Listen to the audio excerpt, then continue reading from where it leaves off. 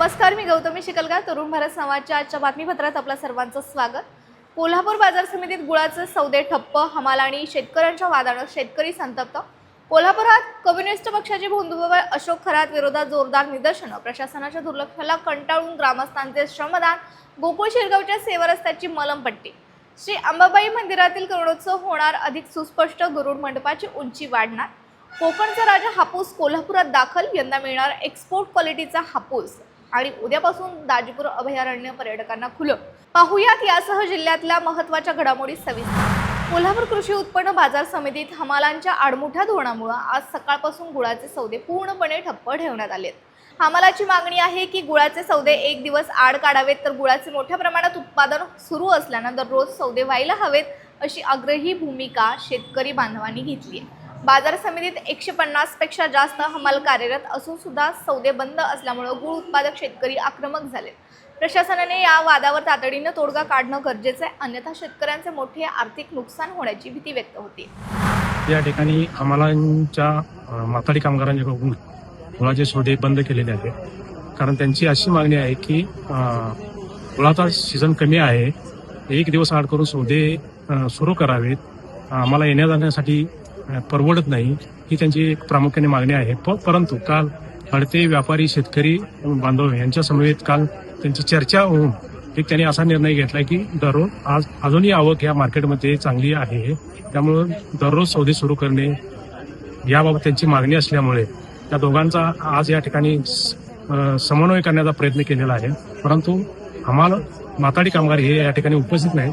लवकरच सौदे सुरू करण्यात येतील अशी या ठिकाणी चर्चा सुरू आहे.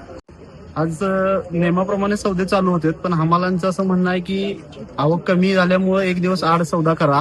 पण अजून मार्केट कमिटीचं तसं काही परिपत्रक निघालं नसल्यामुळं आम्ही शेतकरी गुळ घेऊन आलोय, पण अचानक हमाल नसल्यामुळे सौदे बंद पडले.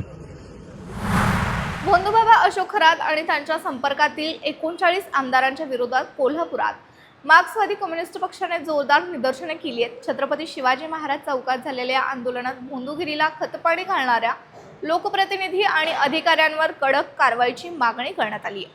तंत्रमंत्राच्या जाळ्यात अडकणाऱ्या व्यवस्थेचा निषेध करत राज्यभर आंदोलनाचा इशारा यावेळी देण्यात आला आहे.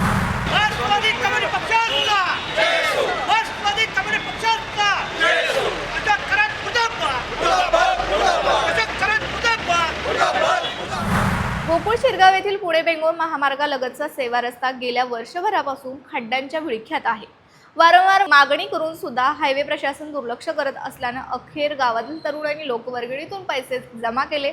तरुणांनी स्वतः पुढाकार घेत खडी आणि मुरुम टाकून या रस्त्याची तात्पुरती दुरुस्ती केली आहे. प्रशासनाच्या या उदासीनतेबद्दल नागरिकांमधून संताप व्यक्त होताना दिसतोय. कोकणात झालेल्या अवकाळी पाऊस आणि गारपिटीमुळे यंदा हापूसच्या उत्पादनात मोठी घट झाली. मात्र एक आनंदाची बातमी कोल्हापूरकरांसाठी.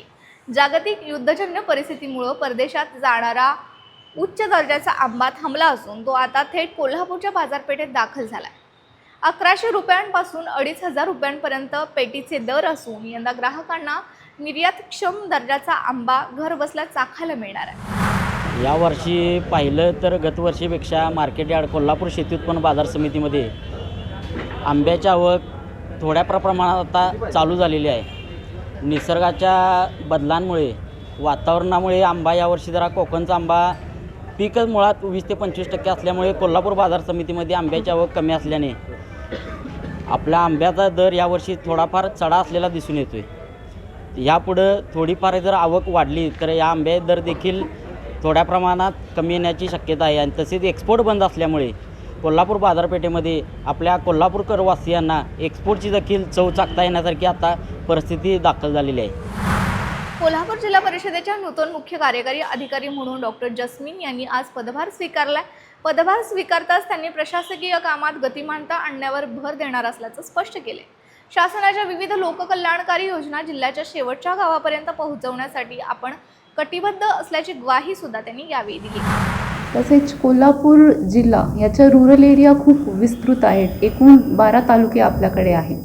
तर तालुक्यांमध्ये जे गाव वाडी रिमोट आहे, दूर क्षेत्र जे आहे, तिथपर्यंत शासनाची सर्व योजना पोहोचली पाहिजे.